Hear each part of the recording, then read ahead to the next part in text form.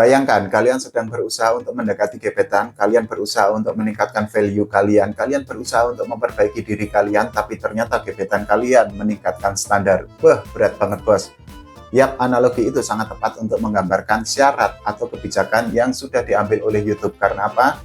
Mulai tanggal 1 Februari 2027 nanti, YouTube itu meningkatkan standar bagi siapapun yang ingin tergabung ke dalam program monetisasi.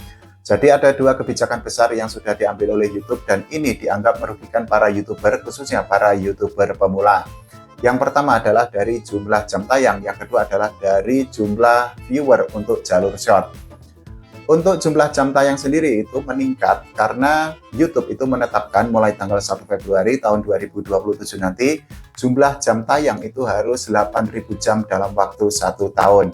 Itu artinya ada peningkatan yang sangat luar biasa karena peningkatannya itu 2 kali lipat, karena kita ketahui bahwa saat ini untuk menjadi partner dari program YouTube itu jumlah jam tayang harus 4.000 jam dalam waktu 1 tahun. Nah, itu artinya para YouTuber pemula yang saat ini belum monetisasi itu harus bekerja keras, harus pontang-panting, harus mati-matian untuk bisa segera mencapai target yang sudah ditetapkan oleh YouTube. Hal yang tidak kalah pelik juga itu terjadi untuk monetisasi dari jalur viewer untuk short. Karena apa? YouTube ini juga meningkatkan 2 kali lipat. Jadi mulai tanggal 1 Februari tahun 2027 nanti, jumlah viewer untuk jalur short, kalau teman-teman semua, khususnya para YouTuber pemula, ingin tergabung ke dalam program monetisasi YouTube itu harus 20 juta viewer dalam waktu 3 bulan. Ini sama seperti untuk jumlah jam tayang, ada peningkatan 2 kali lipat karena saat ini untuk menjadi partner dari program monetisasi YouTube itu kan jumlah viewer via jalur short itu adalah 10 juta dalam waktu 3 bulan. Ini menjadi sebuah hal yang sangat merugikan khususnya bagi para YouTuber pemula yang saat ini sedang berusaha untuk mengejar monetisasi, dan ada banyak suara-suara, ada banyak skeptisme, ada banyak kritikan dari para YouTuber, khususnya para YouTuber yang saat ini sedang merintis. Karena apa? Standar yang dinaikkan oleh YouTube itu dinilai akan menghambat mereka. Kita bisa mengambil contoh dari jumlah untuk monetisasi via jalur short. Jadi dalam waktu 3 bulan itu kan harus ada 20 tayangan melalui jalur short, dan itu kan kalau misal di breakdown, artinya dalam sehari itu harus ada sekitar 222 viewer dari jalur short. Orang gila mana yang bisa mendapatkan 222.000 viewer dari jalur short kalau mereka itu masih pemula, mereka masih YouTuber kecil.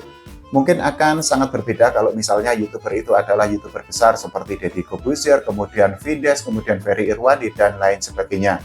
Tapi bayangkan kalau YouTuber itu adalah YouTuber pemula yang belum memiliki nama, belum memiliki citra, belum memiliki image, dan lain sebagainya, plus personal branding mereka itu belum jelas, tentu saja untuk mendapatkan 222.000 tayangan via jalur short itu akan sangat sulit dalam setiap harinya. Ya mau tidak mau, ini akan menjadi sebuah tantangan yang sangat berat bagi para YouTuber, khususnya para YouTuber pemula yang saat ini belum mencapai target seperti yang sudah ditetapkan oleh YouTube.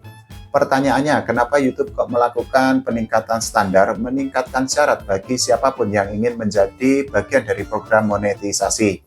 Ada banyak faktor, ada banyak analisis, salah satunya ini adalah YouTube itu dianggap sedang melakukan bersih-bersih dari gempuran konten AI. Karena apa?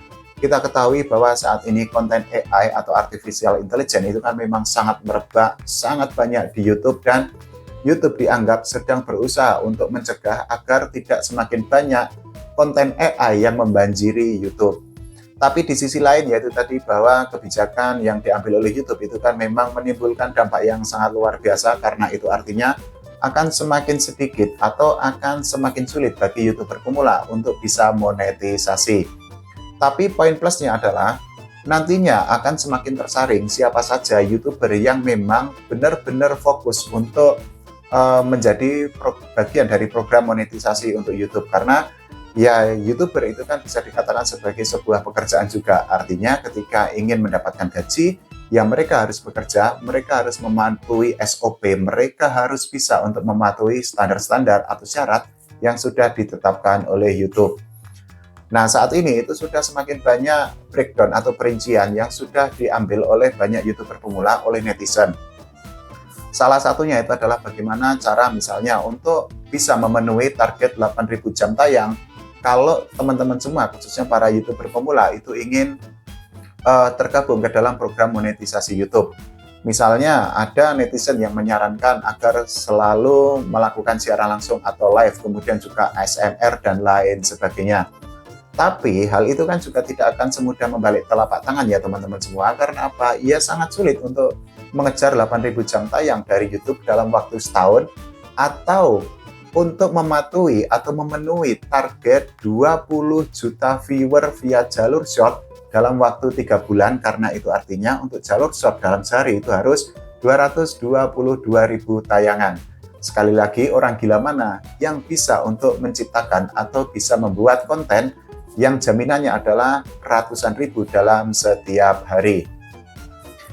Tapi begini teman-teman semua, syarat yang akan dilakukan oleh YouTube itu kan akan diberlakukan mulai tanggal 1 Februari 2027. Nah, saat ini bulan Agustus, itu artinya masih ada waktu sekitar setengah tahun bagi teman-teman semua untuk mencapai target. Kalau saat ini teman-teman semua itu belum bisa memenuhi standar yang sudah ditetapkan oleh YouTube.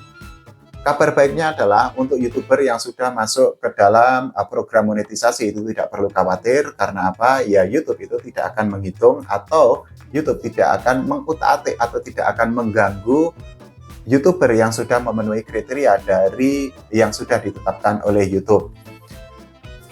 Ini akan menjadi sebuah challenge yang sangat luar biasa ya teman-teman semua, karena sekali lagi, untuk jangankan untuk 8.000 jam tayang, untuk 4.000 jam tayang aja sangat banyak YouTuber yang empot-empotan, sangat banyak YouTuber pemula yang ngos-ngosan. Beda cerita dengan misalnya YouTuber besar seperti Reza Arab, kemudian Raditya Dika, kemudian juga Raffi Ahmad dan lain sebagainya. Tapi kita bisa membayangkan YouTuber-YouTuber yang memang belum memiliki personal branding itu kan pasti akan semakin susah lagi. Nah, tapi ya itu adalah sebuah keputusan yang sudah diambil oleh YouTube. Memang sangat pahit, memang sangat menyesakkan, tapi ya bagaimana? Kalau kita ingin tetap berada di jalur monetisasi kan kita mau tidak mau, suka tidak suka, tetap harus mematuhi apa yang sudah ditetapkan oleh YouTube. Plus, ini juga banyak yang menganggap bahwa YouTube itu memang saat ini sedang mengalami fase declining karena YouTube itu kan menahan gempuran dari misalnya TikTok. Nah, apakah ini benar atau tidak? Ya, teman-teman bisa untuk menilai sendiri. Yang penting kita diskusi sehat aja, karena apa? Fokus kita saat ini adalah bagaimana caranya kita bisa untuk mencapai target yang sudah dipatok oleh YouTube, bagaimana caranya kita bisa untuk memenuhi 8.000 jam tayang mulai 1 Februari 2027 nanti, kemudian juga 20 juta jam tayang dalam waktu 3 bulan, seperti yang sudah ditetapkan oleh YouTube. Ya itu tadi, ini seperti ketika kita mendekati gebetan, ketika kita sudah berusaha untuk memperbaiki diri, ketika kita sudah berusaha untuk meningkatkan value kita, tapi ternyata gebetan meningkatkan standar. Berat banget, bos. Kalau menurut teman-teman semua bagaimana? Silahkan tulis di kolom komentar. Pokoknya jangan patah arang, jangan putus asa, tetap semangat, masih ada peluang. Karena ya untuk saat ini itu kan kita masih 4.000 jam tayang, kemudian 10 juta jam tayang dari YouTube Short. Kalau ingin bergabung ke dalam monetisasi, nah nanti baru mulai tanggal 1 Februari 2027, gamenya itu berubah, challenge-nya berubah, dan kita harus mematuhi apa yang sudah dipatok oleh YouTube.